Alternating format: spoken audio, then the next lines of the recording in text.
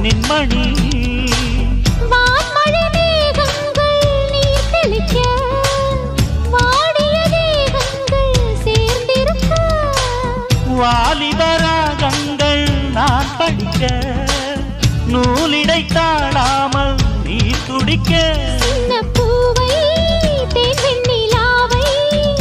தொட்டு விளையாட ஆனந்தம் கூடாதோ பாண்டியனின் ராஜ்யத்தில் புயலால வேண்டி நின்ற பைங்கிளிக்கு புயலால கையில் தந்தே